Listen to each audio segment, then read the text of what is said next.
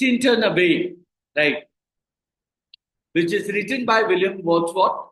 So the poem begins with what? 5 years have passed, 5 summers, with the length of 5 long winters. And again I hear these waters rolling from their mountain springs with a soft inland murmur. Once again, do I behold these steep and lofty cliffs that on a wild, secluded scene impress thoughts of more deep seclusion and connect the landscape with the white of the sky. The day is come when I again repose here under this dark sky sycamore, right? Under this dark sycamore and view these plots of cottage ground, these orchard tubs, which at this season, with their unripe fruits, are clad in one green hue and lose themselves. Mid groves and copses, once again I see these hedgerows, hardly hedgerows, little lines of a sporty wood run wild. These pastoral farms, green to the very door, and the wreaths of smoke center. In silence, from among the trees, with some uncertain notice, as might seem, of vagrant dwellers in the houseless woods, or of some hermit's cave, where by his fire the hermit sits alone. So these beauteous forms, through a long absence, have not been to me, as is a landscape to a blind man's eye, but often or but of in lonely rooms and amidst the din of towns and cities. I have owed to them in arts of weariness, sensations sweet, felt in the blood and felt along the heart, and passing even into my purer mind. With the tranquil restoration, feelings too of unremembered pleasure, such perhaps as have no slight or trivial influence on that best portion of a good man's life, his little, nameless, unremembered act of kindness and of love. Nor less, I trust, to them I may have owed another gift of aspect more sublime, that blessed mood in which the burden of the mystery, in which the heavy and the very weight of all this unintelligible world is lightened, that serene and blessed mood in which the affections gently lead us on, until the breath of this corporeal frame and even the motion of our human blood, almost suspended, we are laid asleep in body and become a living soul, while with an eye made quiet by the power of a harmony and the deep power of joy, we see into the life of things. If this be but a vain belief, yet oh, how oft in darkness and amid the many shapes of joyless daylight, when the fretful stir, unprofitable, and the fever of the world have hung upon the beatings of my heart, how oft in spirit have I turned to thee, O Sylvan Wye, thou wandered through the woods. How often has my spirit turned to thee?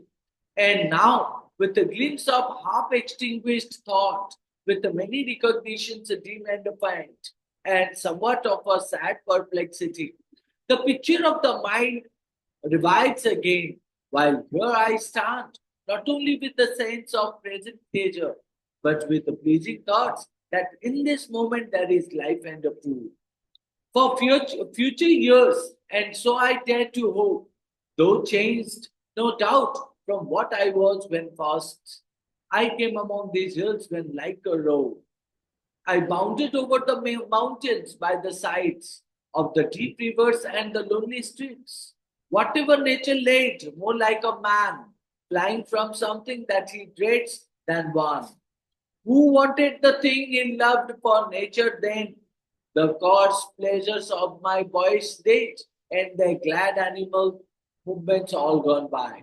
To me was all in all, I cannot paint. What then I was, the sounding cataract, hunted me like a passion. The tall rock, the mountain, and the deep and the gloomy wood, their color and their forms were then to me an appetite, a feeling, and a love that had no need of a remoter charm by thoughts supplied, nor any interest unborrowed from the eye. That time is past, and all its aching joys are now no more, and all its dizzy raptures not for this faint eye, nor more, nor more. Other gifts I have followed for such loss. I would believe abundant recompense, for I have learned to look on nature not as in the hour of thoughtless youth, but hearing oftentimes the still sad music of humanity, nor harsh nor grating, though of ample power to chasten and subdue. And I have felt a presence that disturbs me with the joy of elevated thoughts, a sense sublime of something far more deeply diffused, whose dwelling is the light of setting suns, and the round ocean, and the living air, and the blue sky, and in the mind of man, a motion with a spirit that impels all thinking things, all objects of all thoughts, and rolls through all things. Therefore, am I still a lover of the meadows and the woods and mountains and of all that we behold from this green earth, of all the mighty world of eye and ear, both what they half create and what perceive, well placed to recognize in nature and the language of the sense. The anchor of my purest thoughts, the nurse, the guide, the guardian of my heart, and soul of all my moral being. Nor perchance, if I were not thus taught, should I the more suffer my genial spirits to decay? For thou art with me here upon the banks of this fair river. Thou, my dearest friend, my dear, dear friend, and in your voice I catch, or thy voice your I catch, the language of my former heart, and read my former pleasures in the shooting lights of the wild isles. Oh, yet a little while may I behold in you or thee what I was once, my dear, dear sister. And this prayer I make, knowing that nature never did betray the heart that loved her. This her privilege through all the years of this our life, to lead from joy to joy, for she can so inform the mind that is within us, so impressed with the quietness and beauty, and so filled with the lofty thoughts that neither evil tongues, rash judgments, nor the sneers of selfish men, nor greetings where no kindness age, nor all the dreary intercourse of daily life shall ever prevail against us or disturb our cheerful faith, that all which we behold is full of blessings. Therefore, let the moon shine on you in or shine on thee in your or thy solitary walk. And let the misty mountain winds be free to blow against you or thee. And in after years, when these wild ecstasies shall be matured into a sober pleasure, when thy mind shall be a mansion for all lovely forms, the thy memory be as a dwelling place for all sweet sounds and harmonies. Oh, then if solitude or fear or pain or grief should be thy or your portion, with what healing thoughts of tender joy wilt thou remember me. And these my exhortations, nor perchance, if I should be where I no more can hear thy voice, nor catch from thy wild eyes these gleams of past existence. Wilt thou, or wilt thou then forget that on the banks of this delightful stream we stood together, and that I, so long a worshipper of nature, hither came unwearied in that service. Rather say with a warmer love, oh, with a far deeper chill of a holier love, nor will you or nor will thou then forget that after many wanderings, many years of absence, these steep woods and lofty cliffs and this green pastoral landscape were to me more dear both for themselves and for thy sake. Right. So this is something called the lines composed a few miles above Tintern Abbey. Right. So which is written by William Wordsworth. and it is a reflective. What do you mean by reflective? That called as a recounted, remembered, isn't it? Reflective, remembered, recounted, or you can consider nostalgia, right? So, and also called as a meditative poem. So, what do you mean by meditative poem? When we talk about meditative poem, which is nothing but going beyond the spiritual, right? Oh, sorry, going beyond the physical. So, when we say that word going beyond the physical, it means called as a spiritual, right or not? So, meditative poem. So you can say that Tintern Abbey is purely nothing but a kind of a poem which like William Wordsworth has written. So the lines composed a few miles above Tintern Abbey indicates nothing but a meditative poem. Meditative poem about what? Meditative poem about the poet's relationship. So poet's relationship with whom? Poet's relationship with the what? You can say that poet's relationship with the nature. So therefore, nature is known as a sea, right? So not only poet's relationship with the nature and its role in his life, how nature impacts on William Shakespeare's life, right? So in his life over time. So you can say that how nature impacts or captures. How nature impacts or captures is a personal growth, right? Personal growth and also philosophical. You can say that musings or songs, philosophical songs on the connection between the humanity and the natural world. So all total, if you talk about that, we all know, like John Keats, William Wordsworth is a romantic poet, right? So and his contribution to the nature and his romanticizing with the nature leads in nothing but a famous, isn't it? Now, this poem means Tintern Abbey, which is clearly indicating nothing but the poets revisiting Tintern Abbey. Poets revisiting to Tintern Abbey. So, what do you mean by revisiting to Tintern Abbey? Let's say that after completion of the class, you go home and you take your lunch, and when you take nap or rest, at the same time, you remember what happened in today's class. Right. So similar to that, when you talk about revisiting Tintern Abbey, so it means it is nothing but a remembering or recapitulating or revisiting to the place called Tintern Abbey. Am I clear? So you can say that what it is after 5 years. It is after 5 years. William Wordsworth returns to the river.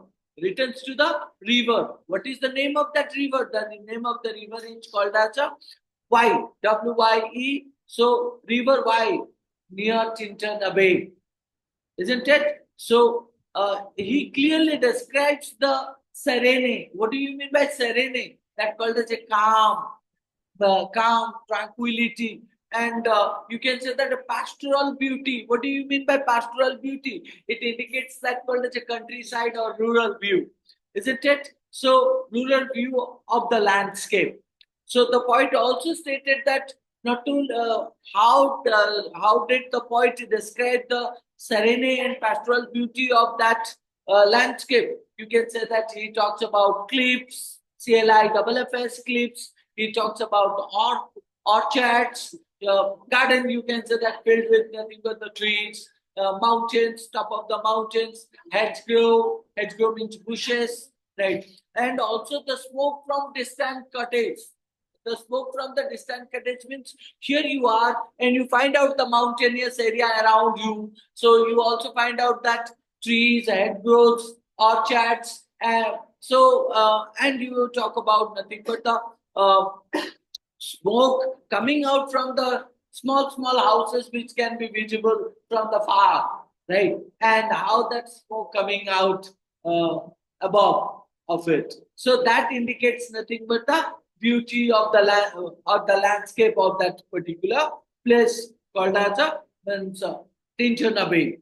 So, and this sin actually offers him what? This sin offers him nothing but a sense of peace. Sense of peace. And not only sense of peace, but also sense of solitude, loneliness. Now, you must have visited to your village once in a year or twice in a year, right? What do you feel like when you reach to your village, you find out that thatch houses, So means houses which is shielded with straws, right? Bundle of straws. Straws means nada, Judamiku. So bundle of straws, and once you meet a variety of people and also near and dears, you touch the pitch, and when you get the free time, you go outside in morning, early morning, or in early morning, or called as a dusk time. You go outside on the paddy land, or called as a what do we say that cultivated lands, isn't it? So how the scenery it works. So you find out that in village areas you find out also small lakes, rivers, nearby the rivers, how the trees have been made or planted, isn't it? So that gives you nothing but the some kind of a serenity or calm and peace, and also some kind of a means solitary, right? So or solitude. Now you also find out that what this is what the poet, yeah, this is what that the poet, remembering. This is what the poet remembering. So that is why it is called as a, even if after means, he went to that place 5 years ago, right? But 5 years after he, remembered the moments or the picture, right? So it indicates what? It indicates nothing but the nature's impact. Nature's impact on whom? Nature's impact on the poet, right? And nature's impact through memory, isn't it? So when we talk about what reflects on how memories of the natural world that still sustained or present in his mind during his time in urban environments or urban place. You are there in the city, but you remembering the rural area or pastoral landscape, right? So the poet stated that these memories brought him what? These memories brought nothing but called as a tranquility, right? Peace, and inspired. Inspired what? Inspired acts of kindness and love. Acts of kindness and love. So the poet again stated that he is evolving relationship with nature. Evolving relationship with nature means what goes against his youthful days, goes against his youthful means age, passionate experience of nature with his mature, reflective appreciation. Right. So in his youth, he was consumed by the physical beauty of the nature. Right. But what happened? Now he feels a deeper spiritual connection. So sensing a presence that leads all living things, isn't it? Now the things that you enjoy in a physical, right? So that you also enjoy in spiritual, right? It means called as a you ate, voraciously, right? You ate, something, your favorite food. You ate your favorite lunch or favorite dinner, and after completion of it, at night on the bed, you feel like what today's dinner was fantastic. It means what you ate it physically, but you enjoy it or you feel it mentally or spiritually on the bed, isn't it? So that's what. That is what nothing but called as evolving relationship with what? Nature. Right. So the poet also stated about philosophical insights, philosophical, what do we say that? Philosophical feelings. Right. So the poet stated that nature is a source. Nature is a what? A source of what? Source of wisdom, right? Knowledge. You can say nature is nothing but a source of wisdom, and also called as a proper guidance, right? So offering nothing but a solace, peace, offering what? Peace from life's challenges. So you would find out that when people live in urban areas, find out nothing but the different challenges, right? And the poet stated that nothing but the nature gives you the peace, right? From the kind of challenges life provides, right? So even the poet also said that the poet finds what? The poet finds clarity, the poet finds out nothing but the divinity. Divinity means God, right? So God in where? God in nature. The poet finds God in nature or divinity in nature, divine. So, which inspires him, which makes him nothing but the increased his thought, elevated his thoughts, and nothing but a sense of sublime, right? Sense of purity, sense of sublime, sense of purity, and increases his thoughts, and also makes him feel like God. Nature becomes a God. So even you also find out, besides he makes philosophical insights, he also talks addressed to his sister. He addressed to his sister. So where we find out that how Wordsworth speaks directly to his sister. Right. Who is his sister? His sister name is called as Dorothy. Dorothy. Dorothy. So the poet expresses that that she will enjoy her bond with the nature. She will enjoy her bond with the nature, isn't it? So he wishes that even in difficult times, even in difficult or challenging times, she will find water, she will find joy and healing in the memory of that shared experience by the River Wye. Right. So it means the River Wye nearby Tintern Abbey would give him nothing but a what? Give him such kind of a picture. That picture represents nothing but how the poet uh, feels nothing but uh, his sister, and he himself shared their experience by the river. Why?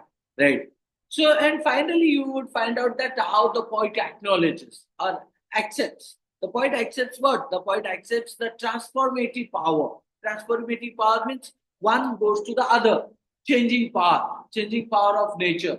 What is the power of nature that can change your mood? Isn't it? So that's what it is stated. The poet accepts what? The transformative power of nature. The poet stated that which has enriched his life. Whose life? The poet's life. And will also continue to guide him. How? Continue to guide him like his sister or and his sister in the future. So maybe nature will guide the poet as well as his sister in future, isn't it? So that's what you would find out in the poem. Let me discuss also more. If you look at the main idea of the poem, what is the main idea? But the main idea of the poem is that how nature is a powerful.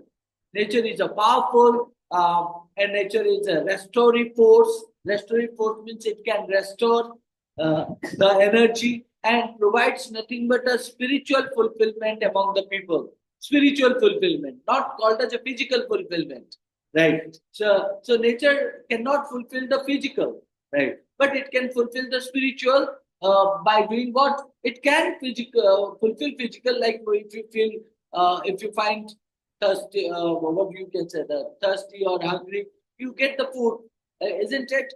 So, but at the same time, when you talk about spiritual, so you find the peace, isn't it? You find the peace or spiritual fulfillment, you can say that.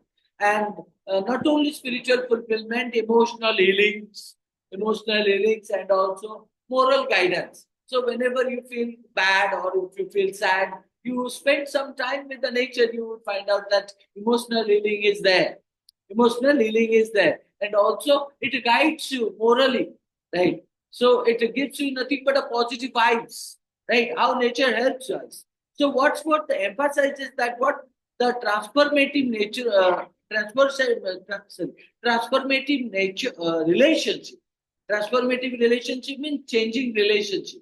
Changing relationship between human and nature, and how these connections become deeper, right?